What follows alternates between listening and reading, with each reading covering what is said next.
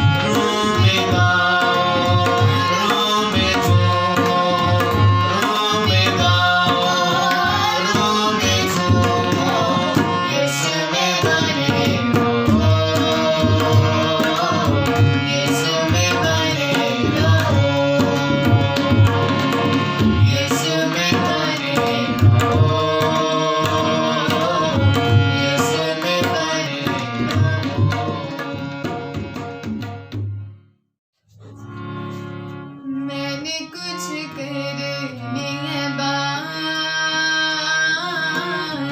विश्वास तेरे साथ। मैंने कुछ करने है बात, विश्वास तेरे साथ। रूह का सबूर दे, मसावर पूर दे। रूह का सबूर दे, मसावर पूर दे। अपना प्यार तो मान,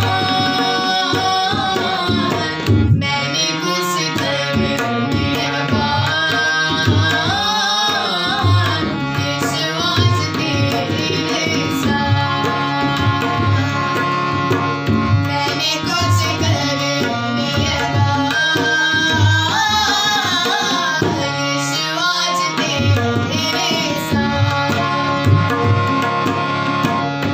तू जो कहे तो चश्मे तारे, फिर थम जाए तूफान तारे। तू जो कहे तो चश्मे तारे, फिर थम जाए तूफान तारे।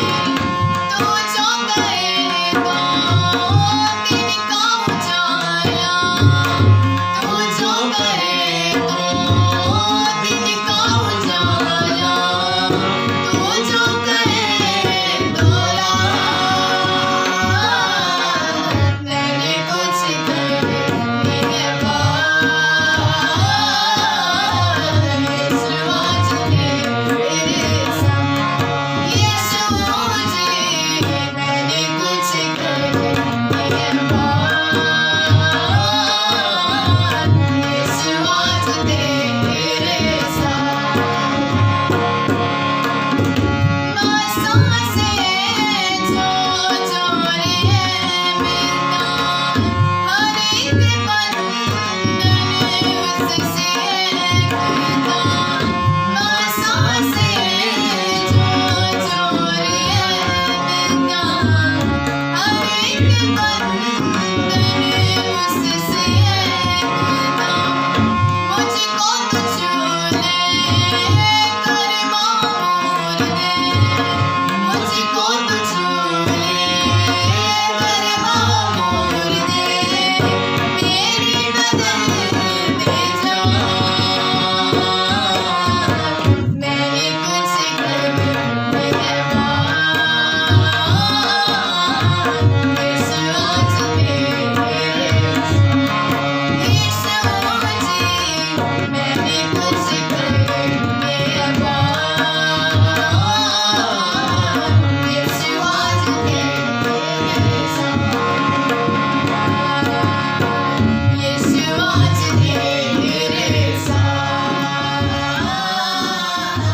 विश्वास तेरे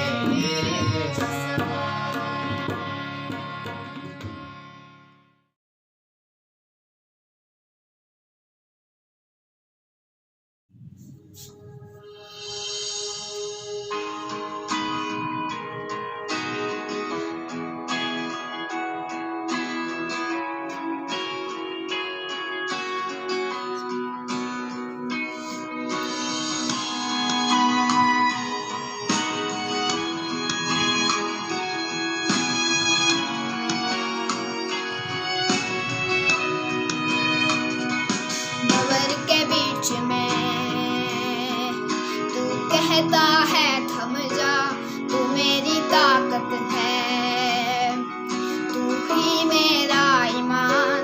भंवर के बीच में तू कहता है थम जा, तू मेरी ताकत है, तू ही मेरा ईमान।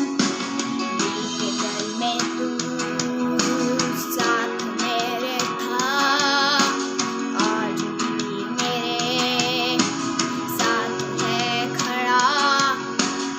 आने वाले कल में भी होगा। उठ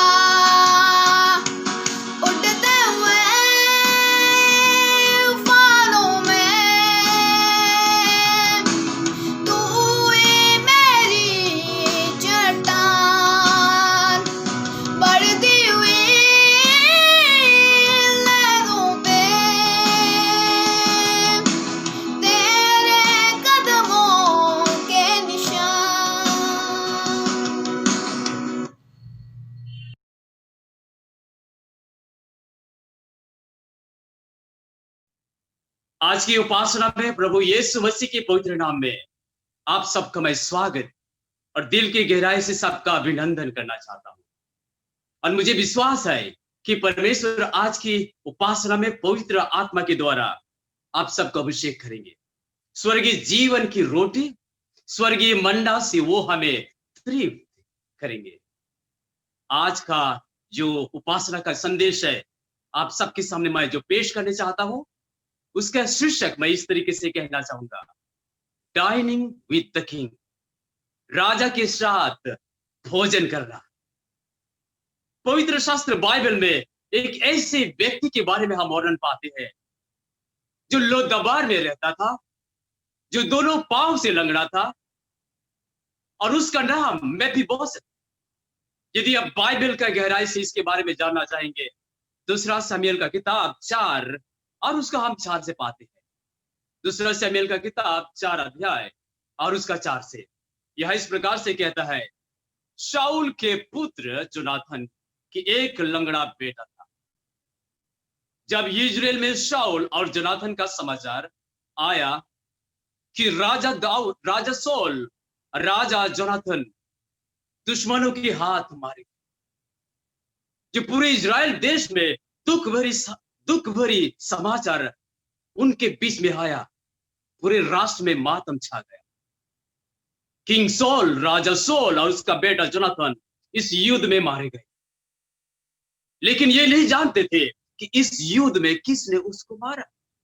और बहुत सारे लोगों ने यह शक किया, ये उन्हें गलतफहमी हो गई, शायद राजा दाऊद ने ही राजा सॉल को और उसके बेटा जोनाथन को मार डाला।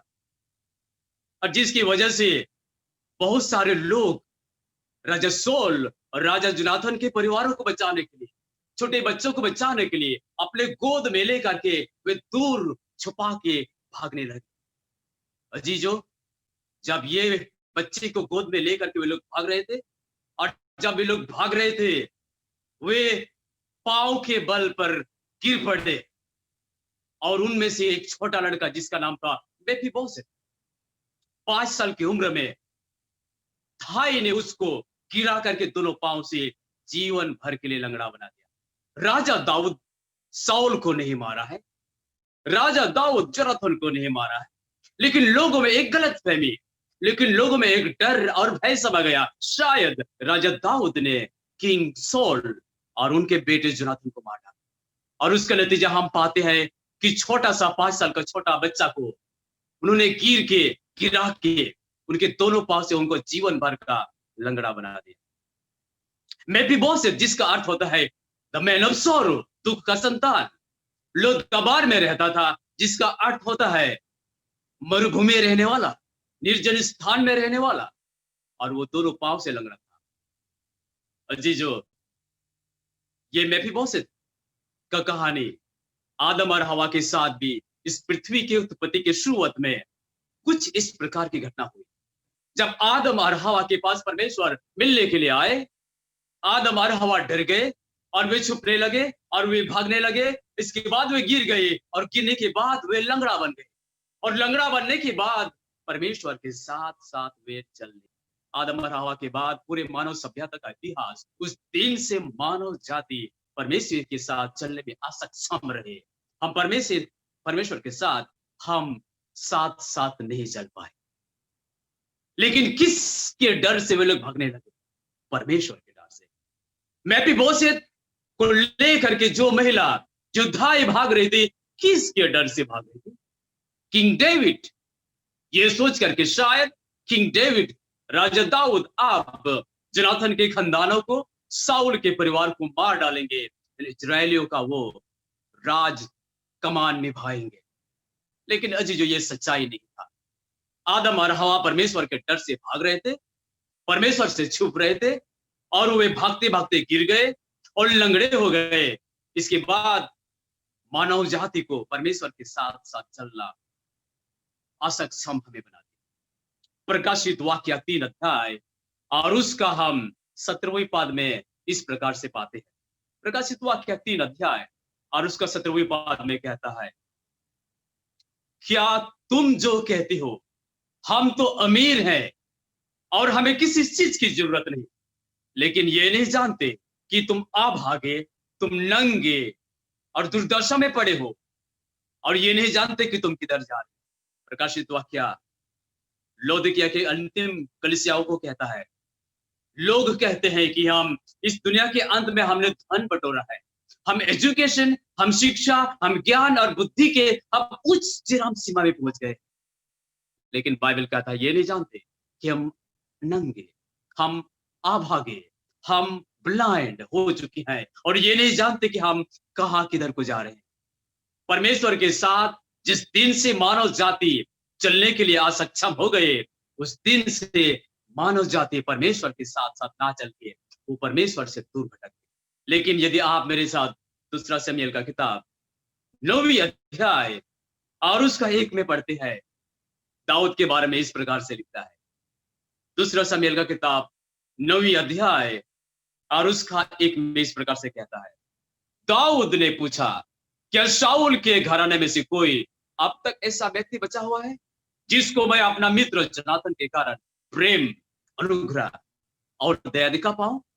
समय गुजरते गया, साल गुजरते गया, और बहुत समय के बाद दाऊद शाही महल के बारे में, शाही खानदानों के बारे में उन्होंने राज की पूरे चारों तरफ यह संदेश पहुंचाया, क्या दाऊद के घराने, क्या कोई शाऊल के घराने में से, जोनाथन के घराने में से कोई ऐसा व्यक्ति बचा हुआ जिसको मैं जोनाथन के कारण मैं उसको प्रीति दिखाऊं, उसको अनुग्रह दिखाऊं, जिसको दया दिखाऊं?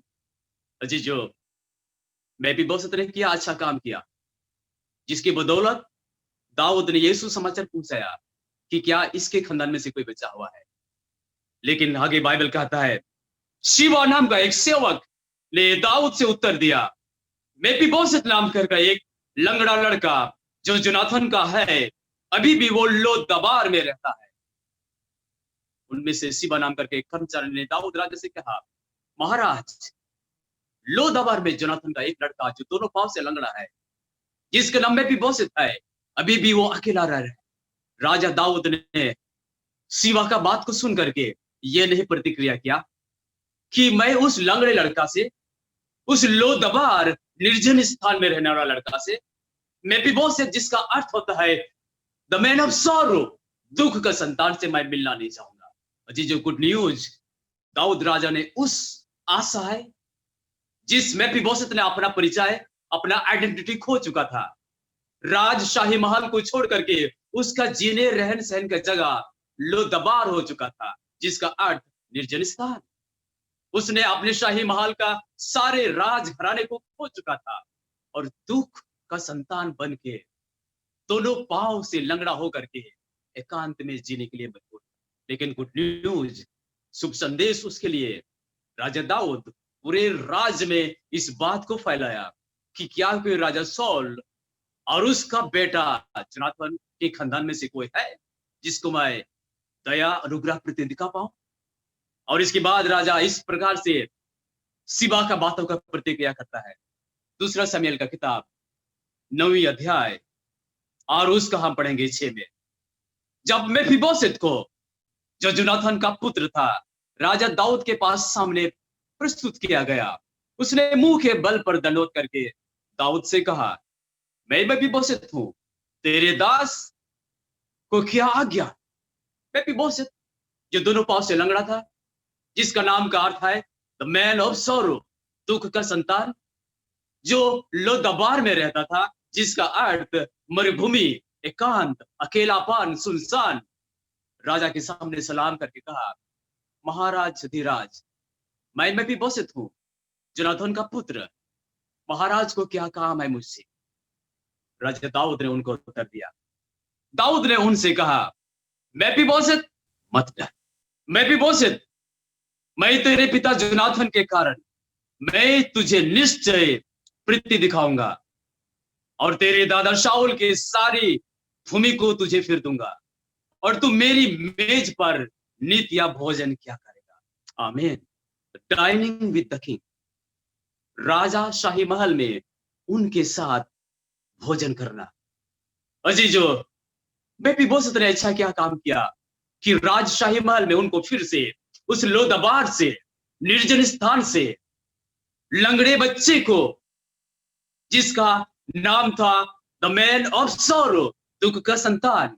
लेकिन बाइबल कहता है राजा दाऊद ने सिर्फ और सिर्फ जोनाथन के खातिर, क्योंकि जोनाथन और दाऊद के बीच में एक कवनेंट, एक वाचा वे बांध चुके थे।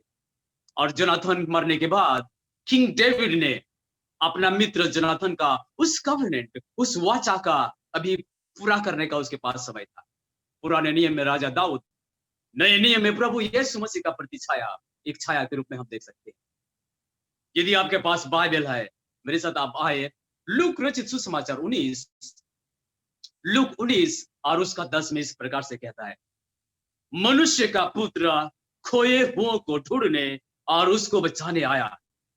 प्रभु यीशु मसीह इस संसार में खोए हुओं को ढूंढने और इसके बाद बचाने आया। प्रभु यीशु मसीह सिर्फ हमें बचाने नहीं बल्कि ढूंढने आया पहले, इसके बाद वो हमें बचाने आया।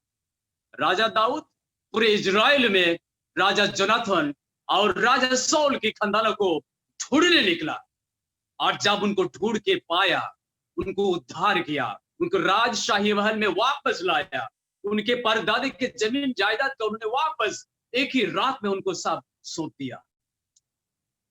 प्रभु यीशु मसीह नए नियम में पापियों को ढूंढने आया। अजीजो, हम खोए हुए थे, हम झारखंड में खोए हुए थे, हम मतवाला थे, हम व्यभिचारी थे, हम झूठ बोलने वाले थे, हम चोरी करने वाले थे, हम कहीं ना कहीं खोए हुए थे। लेकिन praise the Lord, glory to God, प्रभु यीशु मसीह आया पापियों को ढूंढने के लिए और उनको बचाने के लिए। पवित्र शास्त्र बाइबल जब हम पढ़ते हैं, ये पूरे मानव जाति के लिए गुड न्यूज है। एक भूखे और प्यासे व्यक्ति को भोजन की जरूरत है, एक बीमार में पड़े हुए व्यक्ति को डॉक्टर की आवश्यकता है, लेकिन पापियों को प्रभु यीशु मसीह की आवश्यकता है। आमीन। और इसलिए आज का शुभ संदेश मैं कहूंगा, इससे बढ़कर दुनिया में और कोई गुड न्यूज, खुशखबरी हो ही नहीं सकता। और इसलिए बाइबल हमें कहता है, हम सब कोई कहीं ना कहीं खोए हुए थे, अपने समाज में, अपने रीति रिवाज में, अपने खान पान में, अपने व्यवहार में, अपने चरित्र में। लेकिन ग्लोरी टू गॉड, फिर से परमेश्वर की महिमा हो, he came to save, he came to seek and save the lost। प्रभु यीशु मसीह हमें बचाने ही नहीं, वो ढूंढने और वो बचाने। और इसीलिए प्रभु यीशु मसीह के चरित्र के जैसे पुराने नियम में राजा दाऊद पूरे इजराइल के खानदानों का, राजशाही महल के लोगों का ढूंढने और उनको उद्धार करने आया।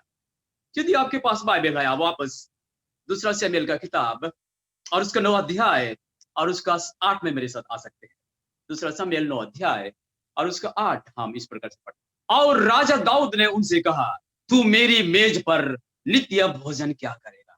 मेफीबोशेत, उसके जिंदगी में सपने में वो कभी वापस राजशाही महल में आने का उनका कोई विचार धरना नहीं था। वो एकांत में लोदबार में रहता था, वो दोनों पांव से लंगड़ा था, वो सन ऑफ सॉरो, दुख का संतान के नाम से जाना जाता था। ये इम्पॉसिबल ही नहीं, ये पूरी तरह से असंभव था कि वो शाही महल में वापस राजा के पास, वो तो राजा को अब तक जानता ही नहीं था। लेकिन मेफीबोशेत ने सिर्फ और सिर्फ उनके पिता जोनाथन की वजह से ये मेहरबानी, ये अनुग्रह, ये दया और ये ग्रेस उसको मिला। यदि रोमियो का किताब हम पढ़ेंगे 4 और उसका 4 में, रोमियो का किताब 4 और उसका 4 में कहता है, जो व्यक्ति मेहनत करता है, सुबह से लेकर शाम तक काम करता है, और यदि शाम को अपना मालिक के पास जाता है, उसको अपना काम का मजदूरी मिलता है। ये तोहफा नहीं होता। उन्होंने दिन भर काम किया, दिन भर मेहनत किया, और उसी के बदौलत उसका मालिक उसको पगार, उसको वेजेस, उसको मजदूरी दिया। लेकिन आप कल्पना करें, एक व्यक्ति ऐसा है जिन्होंने कुछ काम नहीं किया, लेकिन शाम को किसी दयावान व्यक्ति ने उनको दिन भर का मजदूरी दिया। ये मजदूरी नहीं कहा जाएगा, इसको हम ग्रेस, अनुग्रह कहेंगे। मेफीबोशेत का लाइफ में कुछ ऐसा काम नहीं था। राजा दाऊद ने उसको इसलिए नहीं बचाया क्योंकि वो शाही महल का था। राजा दाऊद ने उनको इसलिए नहीं बचाया क्योंकि वो जोनाथन का लड़का था। राजा दाऊद ने उसको इसलिए नहीं बचाया क्योंकि देखने में बहुत सुंदर था। वो देखने में बिगड़ा हुआ था। उसके शरीर में देखने के आकर्षक या कोई चीज नहीं था। वो दोनों पांव से लंगड़ा था। वो दुख की संतान के नाम से आजाद था। लेकिन गुड न्यूज आज हमारे लिए परमेश्वर का वचन कहता है, परमेश्वर खोए हुओं को ढूंढने और उनको उद्धार करने आए। आमीन। इसलिए पवित्र शास्त्र कहता है, दुनिया का धर्म, सांसारिक सोच कहता है कि कर्म आपको बचाएंगे, आपका कर्म ही निर्णय करेंगे कि आपका उद्धार होगा कि नहीं। लेकिन पवित्र शास्त्र बाइबल कहता है, प्रभु यीशु मसीह के द्वारा, सिर्फ ग्रेस एंड ग्रेस अलोन, अनुग्रह और अनुग्रह के द्वारा हर मानव जात का उद्धार। पवित्र शास्त्र बाइबल कहता है, आप अपना पुराना जीवन, पुराना रोग, पुराना कपड़ा, पुराना पाप को प्रभु मसीह को दीजिए, और उसके बदले प्रभु यीशु मसीह से सफेद कपड़ा, उसका चरित्र, उसका धार्मिकता, उसका नया जीवन आप ले लीजिए। ये प्रभु यीशु मसीह के द्वारा संभव। और इसलिए आज पवित्र शास्त्र बाइबल हमें निमंत्रण करता है, क्या हम ग्रेस के द्वारा प्रभु यीशु मसीह के पास उद्धार प्राप्त करना चाहते हैं, या अपने कर्म के द्वारा? अजीजो, हमारा हालत मेफीबोशेत की तरह है। ये मेफीबोशेत शायद एक स्टोरी है, एक कैरेक्टर है, लेकिन गुड न्यूज आज हमारे लिए है, प्रभु यीशु मसीह ने हमें मेफीबोशेत की जगह से राजा के साथ डाइन करने के लिए हमें। और इसलिए ये मेफीबोशेत का ही कहानी नहीं, ये आपका कहानी हो सकता है, ये मेरा कहानी हो सकता है। हमारे आत्मिक जीवन में ऐसा कुछ चीज है नहीं कि जिसको देख करके प्रभु यीशु मसीह को आकर्षित हुआ कि वो हमें बचाए। यदि कोई चीज हुआ, प्रभु यीशु मसीह हमारे जीवन में देखा, हमारे दरिद्रता को देखा, हमारे नंगेपन को देखा, हमारे अवस्था को देखा कि हम रोग से ग्रासित थे, हम अंधे और लुल्ले और लंगड़े थे, हमारे लिए मौत हमारे आगे पड़ा हुआ था। लेकिन ग्लोरी टू गॉड, प्रभु यीशु मसीह ने हम जैसे लोगों को ग्रेस पवित्र शास्त्र बाइबल में हमें दिखाया। दूसरा शमूएल का किताब 9 अध्याय और उसका 8 में पढ़ेंगे। दूसरा शमूएल का किताब 9 अध्याय और उसका 8 में इस प्रकार से कहता है, मेफीबोशेत ने राजा दाऊद को दंडवत करके कहा, तेरा दास ने क्या किया है कि तू मुझ पर इतनी बड़ी कृपा दृष्टि डाले? मैं तो एक मरे हुए कुत्ते के बराबर था। एक उद्धार प्राप्त किया हुआ व्यक्ति का एक्सप्रेशन जब प्रभु यीशु मसीह हमें स्वर्गराज ले जाएंगे, करीबन मेफीबोशेत की तरह रहेगा। प्रभु यीशु मसीह, मैंने क्या अच्छा काम किया? प्रभु यीशु, मैंने कोई अच्छा आपके लिए कोई काम नहीं किया, लेकिन इतनी बड़ी मेहरबानी, अनुग्रह, मुझे आप अनंत जीवन स्वर्गराज में पहुंचाया। अजीजो, हर एक रिडीम्ड, उद्धार प्राप्त किए हुए परमेश्वर के बेटे और बेटियों का एक्सप्रेशन, अनुभव, एक्सपीरियंस करीब मेफीबोशेत की तरह रहेगा। प्रभु, मैं तो आपके लिए कुछ ऐसा कार्य नहीं किया कि आप मुझ जैसे पापियों को अनंत काल का जीवन, स्वर्गीय राज में आपने हमें प्रवेश करवाया। एंड देन किंग डेविड ने मेफीबोशेत को कहा, मैं तुम्हारे पिता जोनाथन के कारण तुम्हारे सारी भूमि का उपज तुझे फिर दूंगा, और तू सदा सर्वदा राजा दाऊद के मेज पर से नित्य भोजन किया करेगा। जी, राजा दाऊद ने मेफीबोशेत को लिटरेरी शाही महल में बुलाया। उस लोदबार से, दुख के संतान होने की वजह से मेफीबोशेत को वापस शाही महल में, जिसको उन्होंने खो दिया था, एक दिन में उनको वापस मिला। हमारे आदि माता पिता एडन गार्डन को खो दिया था और उनके पास कोई सेंस नहीं था, उनके पास कोई चारा नहीं था, कोई उपाय नहीं था कि वापस एडन के गार्डन में वो चले जाए। लेकिन परमेश्वर की महिमा हो, प्रभु यीशु मसीह के द्वारा पिता परमेश्वर हमें कहता है, जिस प्रकार सिर्फ और सिर्फ जोनाथन के द्वारा राजा दाऊद ने उनके संतानों को वापस शाही महल में लाया, उनका मान सम्मान, आइडेंटिटी को वापस उन्होंने बरकरार रखा। नए नियम में बस पिता परमेश्वर प्रभु यीशु मसीह के द्वारा हम जो अपना पहचान खो चुके थे, अपना जिंदगी में हमने दूसरा रास्ता भटक लिए थे, और पिता परमेश्वर हमें कहता है, प्रभु यीशु मसीह के द्वारा वापस what we have lost through Jesus, he has restored। जो आपने खोया, नया जीवन, स्वर्गीय सुख और शांति, अनंत जीवन, एडेन गार्डन, पवित्र शास्त्र बाइबल कहता है, वापस हमें मिलेंगे प्रभु यीशु मसीह के द्वारा। ये मेरा धर्म का काम के द्वारा नहीं, ये मेरे कर्म के द्वारा नहीं, बल्कि सिर्फ और सिर्फ ग्रेस अपन ग्रेस, अनुग्रह के ऊपर अनुग्रह के द्वारा परमेश्वर प्रभु यीशु मसीह के द्वारा हर एक लॉस्ट जो थे संसार में, और वे प्रभु यीशु मसीह में दे आर फाउंड, वे मसीह यीशु में पाए गए। आज पवित्र शास्त्र का वचन मेरे लिए जीने का एक और आशा की किरण दिखाता है। जब मैं अपने आप को देखता हूं, इट्स इम्पॉसिबल है टू सेव माय सेल्फ, ये अपने आप को देखता हूं, अपने पापों को देखता हूं, अपने जीवन को देखता हूं, मुझे लगता है कि मेरा उद्धार हो ही नहीं सकता। This is just impossible. अपने आप को बचाना ये जस्ट मेरे लिए असंभव है। लोदबार में हूं मैं एक लंगड़ा हूं, मैं एक दुख का संतान के तौर पर जी रहा हूं, और मैं ये नहीं जानता कि मैं कल को कहां जा रहा हूं। लेकिन अजीजो, आज आपके लिए पवित्र शास्त्र बाइबल लूका रचित सुसमाचार 19:10 में कहता है, प्रभु यीशु मसीह हर एक खोए हुए को ढूंढने निकले, और उतना ही नहीं, वो ढूंढ के आपको हर एक मोहल्ले से, आपको अपने परिवारों से, अपने शहरों से, अपने गांव बस्तियों से प्रभु यीशु मसीह के द्वारा हम उद्धार के रास्ते में आए। यदि आपके पास बाइबल है, आप मेरे साथ आए। यदि आपके पास बाइबल है, आप मेरे साथ आए। प्रकाशित वाक्य हम पढ़ेंगे, प्रकाशित वाक्य 3 अध्याय और उसका हम 20 पढ़ेंगे।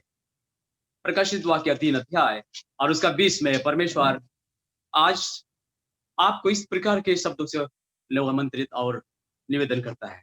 प्रकाशित 3 और उसका 20 में कहता है, देख मैं द्वार पर खड़ा खटखटा रहा हूं, यदि कोई मेरा शब्द सुनकर द्वार खोले तो मैं उसके साथ भोजन करूंगा और वो मेरे साथ।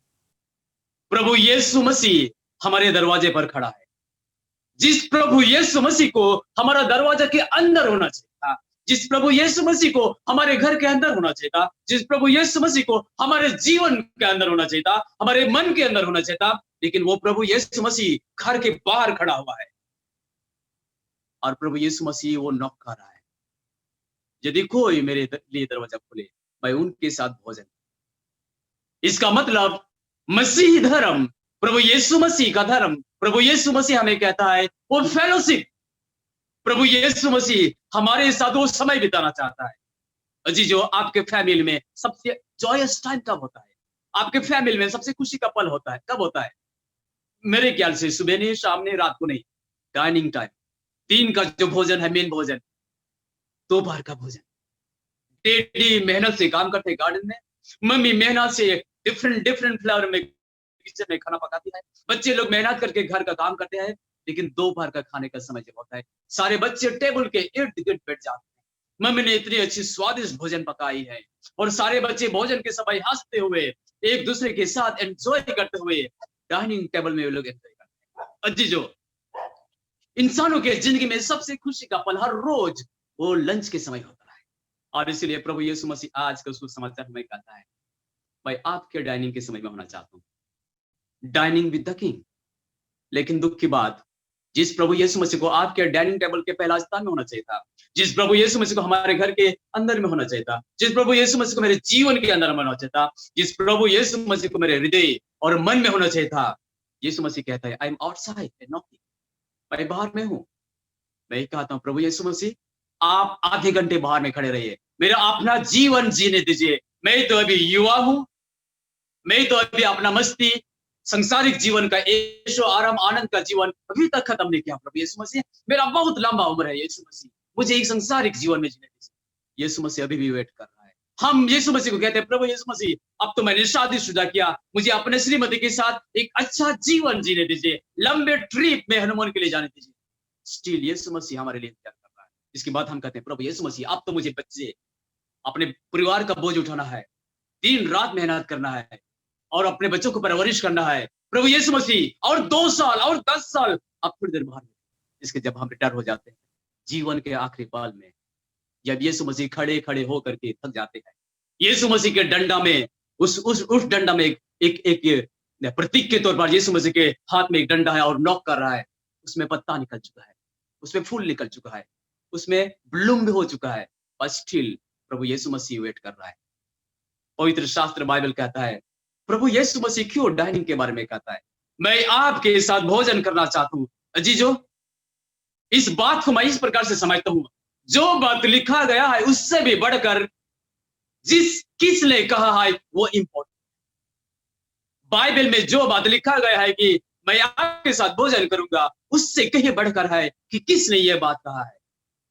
यदि हमारे देश के प्रधानमंत्री नरेंद्र मोदी कहते कि दिल्ली शहर बहुत साफ सुथरा है, हर एक मीडिया वाले आके हर एक मीडिया के पहला कवरेज में ये छपवाते, हमारे प्रधानमंत्री ने कहा दिल्ली एक बहुत साफ सुथरा शहर है, हर एक पेपर में हर एक मीडिया में वो कवरेज में आता।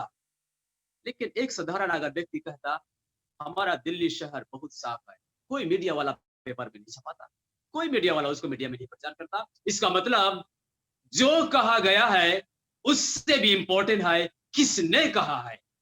और इसलिए आज आत्मिक भोजन जब हम लेते हैं, पवित्र शास्त्र बाइबल मेरे लिए वही तब मीनिंग निकलता है।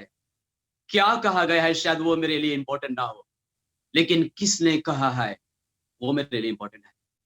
जब मैं समझता हूं कि प्रभु यीशु मसीह कौन है, जब मैं ये प्रभु यीशु मसीह का मूल्य, उसका वैल्यू मैं समझता हूं कि कौन है, जब मैं ये जानता हूं कि प्रभु यीशु मसीह मेरे जीवन के लिए, पूरे ब्रह्मांड के लिए वो मेरे लिए आया, मुझे ढूंढा, मुझे खोजा और मुझे बचाया, तब मैं जानता हूं कि प्रभु यीशु मसीह का वचन मेरे लिए अर्थ निकलता है।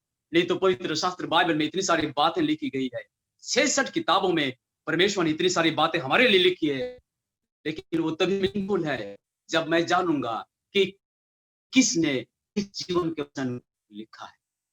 और इसलिए जो प्रभु यीशु मसीह हमें इंसानियत का सबसे समझने वाले लैंग्वेज उन्होंने कहा, मैं नॉक कर रहा हूं आपके साथ भोजन के लिए, क्योंकि प्रभु यीशु मसीह जानता है इंसान के जीवन में सबसे खुशी का पल हर रोज भोजन का समय।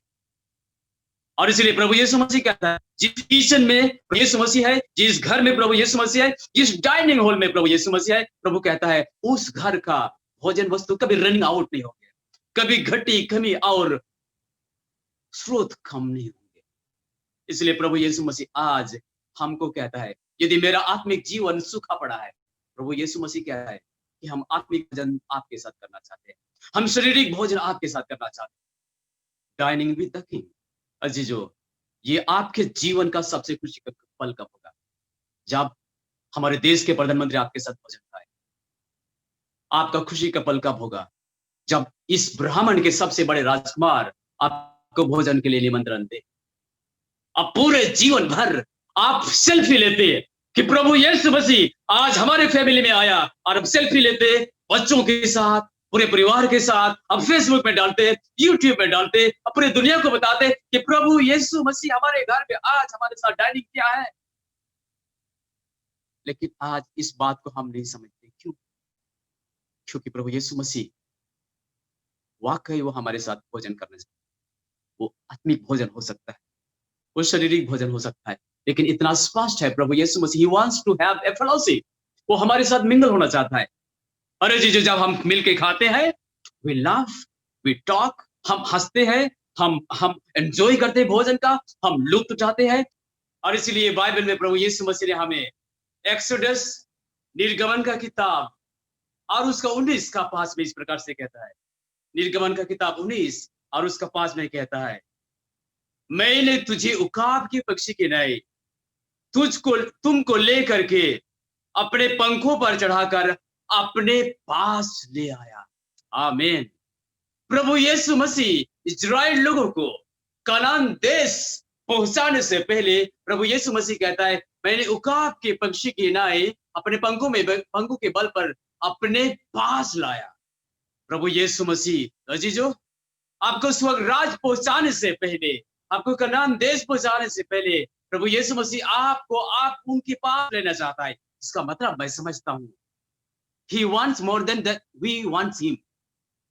परमेश्वर हमको इतना चाहता है, परमेश्वर हमको अपने साथ रहने के लिए वो इतना चाहता है जितना कि हम उनसे नहीं चाहते। हम शायद परमेश्वर के साथ भोजन नहीं करना चाहते, लेकिन ही विलिंग, परमेश्वर वो इच्छा करता है कि वो हमारे साथ रहे। हम शायद कनान देश जाना चाहते हैं, जहां दूध और मधु की बहने वाले देश है। हम शायद स्वर्ग जाना चाहते हैं, जहां दूतों का संगति होगा, जीवन की निधि होगी, जीवन के जल होंगे। लेकिन प्रभु यीशु मसीह कहता है, I want to live, I want to be with you. मसीह धर्म हमें बाइबल सिखाता है, गॉड ऑफ द यूनिवर्स, पूरे ब्रह्मांड का परमेश्वर, ही वांट्स टू लिव, वो हमारे साथ जीवन जीना चाहता है, वो हमारे पास रहना चाहता है। परमेश्वर हमें कनान देश पहुंचा सकता है, अच्छी बात है। परमेश्वर हमें स्वर्ग देश पहुंचा सकता है, अच्छी बात है, परमेश्वर की महिमा हो। लेकिन यदि परमेश्वर कनान देश मुझे पहुंचाएगा और वहां परमेश्वर ना हो, यदि परमेश्वर मुझे ब्राह्मण में ले जाएंगे, लेकिन यदि परमेश्वर मेरे साथ ना हो, इसलिए मुझे बाइबल आज समझाने की कोशिश करता है। परमेश्वर ने कहा, मैंने तुझे उकाब पंछियों के नए इजराइल देश में पहुंचाने से पहले, कनान देश में पहुंचाने से पहले मैंने तुझे अपने पास बुलाया, क्योंकि मैं चाहता हूं आपका प्यार, अपने बच्चों का प्यार और मोहब्बत मुझे मिले। परमेश्वर किसी चीज की उनको जरूरत नहीं है। God doesn't need anything, लेकिन परमेश्वर ही नीड्स हम लोगों का प्यार, हम लोग का मोहब्बत, हम लोग का अच्छे व्यवहार, हम लोग का अच्छा जीवन शैली। हमारा जीवन परमेश्वर इस चीज के लिए भूखे और प्यासे। अजी जो हम आज के वचन को अंत करने से पहले आप सबके सामने मैं एक अपील रखूं, क्या आप प्रभु यीशु मसीह के साथ भोजन करना चाहते हैं? क्या आप प्रभु यीशु मसीह के साथ सच में जीवन जीना चाहते हैं? क्या प्रभु यीशु मसीह के साथ अनंत काल तक के लिए जीने के लिए आप निर्णय ले रहे हैं? मैं विश्वास करता हूं कि आपका जवाब हाँ में। Christianity is the God of the universe. He willing to live with us. मसीही धर्म हमें सिखाता है, पूरे ब्रह्मांड का परमेश्वर वो हमारे साथ रहना चाहता है। मसीही धर्म नहीं कहता कि परमेश्वर हमें दूर लंबे ट्रिप में गेम्स खेलना चाहता है। वो हमारा प्यार, हमारा मोहब्बत, हमारा जीवन के करीब में हमें रहना चाहता है। वो हमारा जिगर का टुकड़ा बन के रहना चाहता है। और इसलिए बाइबल हमें कहता है, He wants to live, eat, drink, stay, sleep. और इसलिए बाइबल कहता है, मैं नॉक कर रहा हूं। अजीजों, यदि आज शाम को मेरा आवाज को आप सुन पा रहे हैं, पवित्र आत्मा का आवाज आज आपके दरवाजे में, आपके मन में वो नॉक कर रहा है। यदि आप सचमुच में परमेश्वर के साथ भोजन करना चाहते हैं, परमेश्वर ने आपको कनान देश पहुंचाने से पहले, स्वर्ग राज देने से पहले, आज वो अपने साथ समय बिताने के लिए आपको बुला रहे हैं। मेरा परमेश्वर जिस पर मैं भरोसा करता हूँ, मेरा परमेश्वर जिस पर मैं दिन रात उपासना करता हूँ, आप सबको बहुत ऐसे आशीष दे। और आज के वचन से हम सबको उनके साथ समय बिताने के लिए, उनके पास हर रोज सुबह और शाम और दोपहर आत्मिक और शारीरिक भोजन जीने के लिए आइए हम परमेश्वर के साथ आए। फिर से परमेश्वर आप सबको आशीष दे। आमीन। प्रभु यीशु मसीह के स्वर्गराज में अंतिम भोजन, हम प्रभु यीशु मसीह के स्वर्गराज में अनंत जीवन युगानुयुग के लिए हम आज के संदेश से जब हमने निर्णय लिया है, हम प्रार्थना करते हैं, पूरे विश्व के परमेश्वर, आप जितना महान है प्रभु, उससे भी महान आपका प्रेम है। हम आपके साथ जितना रहना नहीं चाहते प्रभु, आप उससे भी बढ़ के आप हमसे रहे, हम हमारे बीच में रहना चाहते हैं। हम आपके साथ भोजन करना शायद नहीं चाहते प्रभु, लेकिन आप हमारे साथ भोजन लेना चाहते हैं। ये आत्मिक भोजन जो जीवन की रोटी है प्रभु, जो हमें युगानुयुग तक आपके राज में अनंत कल तक हमें जीवन रख सकता है। इस भोजन के लिए हमें दिन और रात तैयारी कीजिए। आज जितने कोई हम आज के आत्मिक भोजन से परिपूर्ण हुए, आशीषित हुए, आज शाम को प्रभु यीशु मसीह सबके ऊपर में दयालु हाथ रख करके सबको आशीष और आशीर्वाद के साथ विदाई दीजिए। ये सारी विनती और निवेदन प्रभु यीशु मसीह के पवित्र नाम से हमने मांगा है, दया करके सुन और सुखराज में ग्रहण कीजिए। आमीन, आमीन।